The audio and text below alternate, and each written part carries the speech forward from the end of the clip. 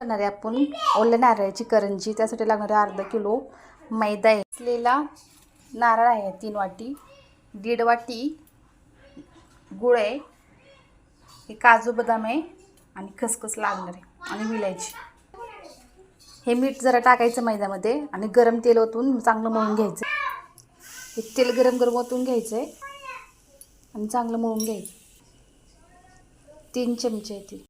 Colour आहे म्हणून टाकलाय, असला तर टाका, नाही तर नाही टाकला तरी चालेल. नारळ चांगला भाजून घ्यायचा. 2 चमचे तूप टाका किंवा तेल टाकलं तरी चालेल.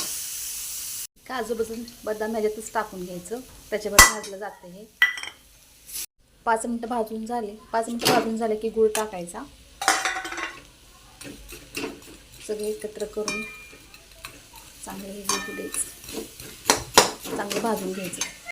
गुळ एकत्र केलं आहे, ह्याचं पाणी पूर्ण आटू द्यायचं. हे एकजीव करायचं, नारळाचं आणि गुळाचं पाणी पूर्ण आटू द्यायचं. गुळ चांगलं वितळू द्यायचं. पाणी पूर्ण सुकलं आहे. आता करंजी करायला घेऊयात आपण. सारण तयार झालं आहे आपलं. लाटी करून झालं आहे, ते सारण भरून घेऊयात. आपल्या करंज्या करून झाल्यात. तेल गरम करायला ठेवले, आता तळून घेऊयात. तेलात सोडून घेऊयात. दोन्ही साईडनी भाजून तळून घेऊयात. तयार झाल्या आपल्या ओल्या नारळाच्या करंज्या. नक्की करा, खूप छान होतं.